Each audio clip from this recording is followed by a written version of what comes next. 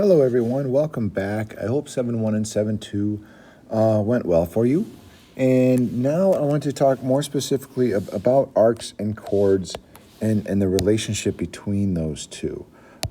Because there's a couple of subtle things that you need to be aware of when working with arcs and chords. Just a quick refresher that, what's the difference between the arc and the chord? Well, in a circle, if this would be considered a chord, okay, a segment that is wholly encased in the circle, and then this would be the arc, okay, from there to there. I'm looking at this thing. That would be your arc. This will be your chord, and that's away we go. That's kind of your difference. So now let's look closer at this. So in a circle, or in congruent circles, if two circles are congruent, then this holds true as well. The two arcs are congruent if and only if their chords are congruent. So what does that mean? Okay, so that means in this circle, so we've got this arc here, FG, and we have this arc here, JH, okay? So now what this is saying is that arc FG is congruent to arc JH if and only if, so only if I can show that segment FG or chord FG is congruent to chord JH. Okay, so now if and only if, for those of you that may have forgot, that means that it is true both forwards and backwards. So this is the arcs, and these two are the chords, but it's forwards and backwards. So if I can show the two arcs are congruent, or I've given that the two chords are congruent, then I can definitively say that the other two are congruent as well. Okay, so let's play around with this idea a little. So I have an embroidery hoop here. I'm given that chord AB is congruent to CD, indicated by the pink markings here. And I'm told that arc AB is 60. Figure out arc CD. Well, this one's pretty straightforward, only really one step. These two are congruent. If this arc is 60, that arc has to be 60 by the theorem we just talked about. So that's my answer. My answer is just simply 60 degrees. So now here, I've got congruent circles at this point. So now that is still going to hold true. Okay, I'm told, look, I've got the arcs have little tick marks, so that refers to this arc. This one refers to this arc. So MN, arc MN, congruent to arc PQ. So now that means that, yeah, these chords are equal. So now I would say 2x plus 1 equals 3x minus 7. So now it's just merely an algebra problem. So, sorry, I don't want to do that. I want to subtract 2x, add 7. So that becomes 8. That becomes x. So x equals 8, but they're looking for how big is PQ. So PQ is 3x minus 7. So that's going to be 3 times 8 minus 7, so 24 minus 7. So that's going to be just 17. That's my answer. That's it.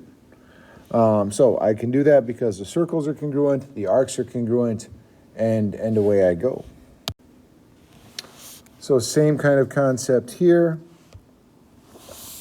We have one circle, arc RS, so the arc is congruent to the arc. Figure out RS. Well, I know RS is right here. RS is going to be 5x minus 9. So I get 5x minus 9 equals 2x plus 3. So subtract 2x. So that's going to be 3x equals 12. Divided by 3. X will equal 4. So a lot of this is in the setup. Recognize what's going to be congruent. So RS is 5x minus 9. So that's 5 times 4 minus 9. So that's going to be 11. And that's my answer. Okay, but recognizing this idea.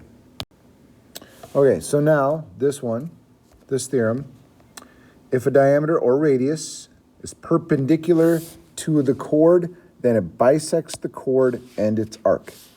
Okay, so if I have diameter, so here I have AB is my diameter. AB is perpendicular to XY.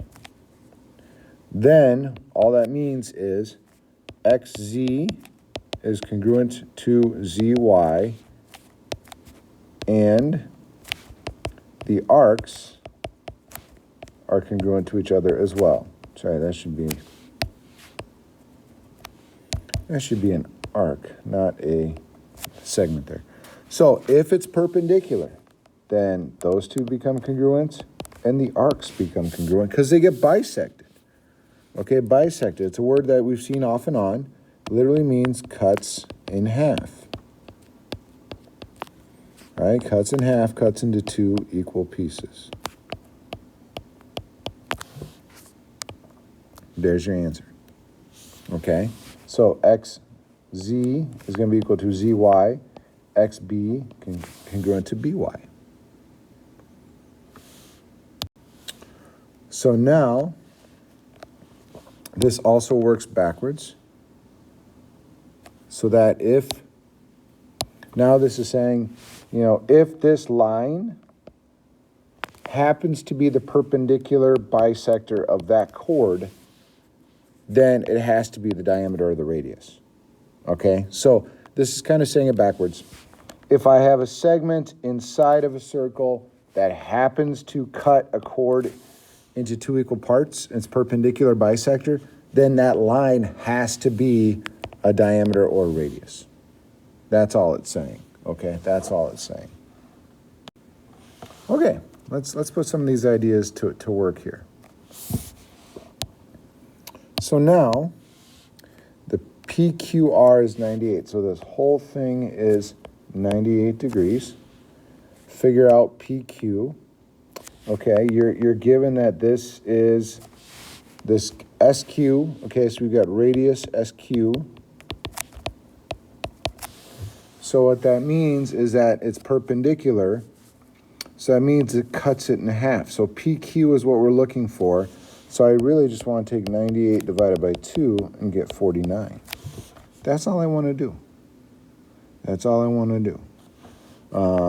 Taking this one step further down here for number 5, figure out PR.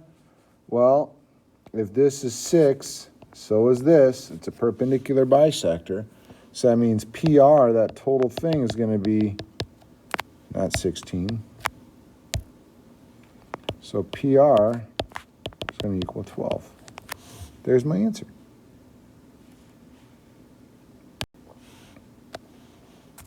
So looking here, circle J, diameter is 30, KM is 22.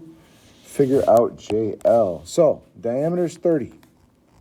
So anytime you see diameter 30, you can also think, hey, the radius, I don't know why I'm spelling it incorrectly right now.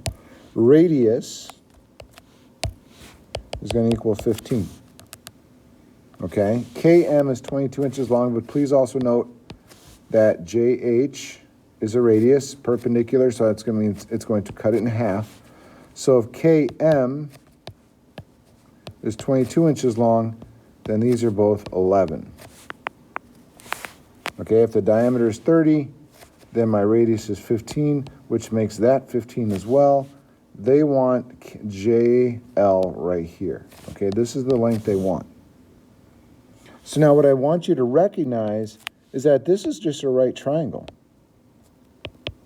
Radius is 15 because the radius of a circle never changes. That is 11 because the whole thing is 22 and it gets cut in half by the radius, by the diameter. And JL is what you're looking for.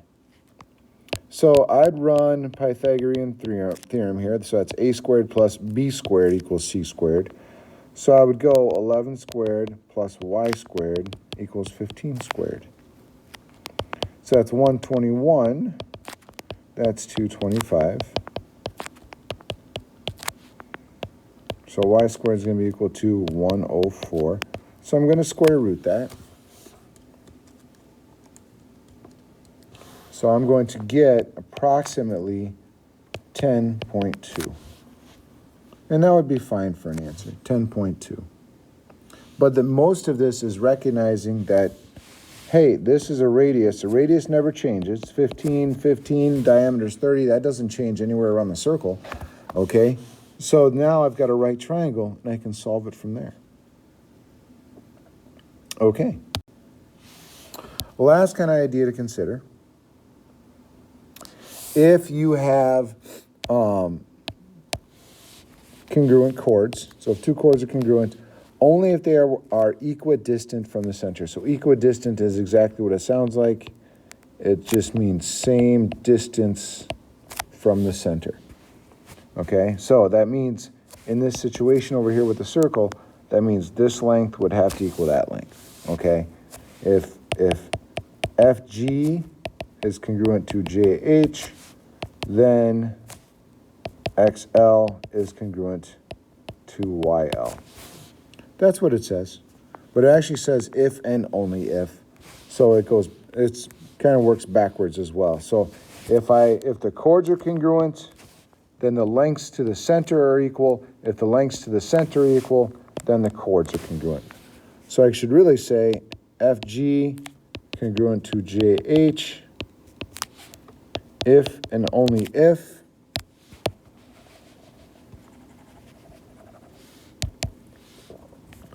XL is congruent to YL.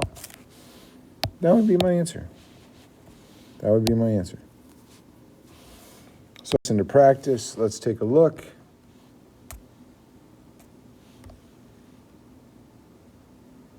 So now we have a whole bunch of stuff here. So, brought in some information here that would help us. WX is 22, XY is 22. So this is 22. This is 22. Figure out AB.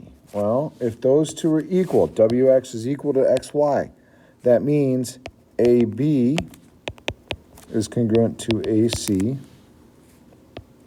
So that means 5x is going to be equal to 3x plus 4. A little bit of algebra. X equals 2, but we're trying to figure out AB. So AB is 5x. So merely 5 times 2. So you're going to get 10. That's your answer. Okay. All right. So play around with these ideas. So you're going to work on the 7-3 worksheet and then the 7-3 quizzes. And then you should be getting ready for a quiz coming soon. Okay? So make sure you're doing your review work as well. Okay. I look forward to helping you and answering your questions.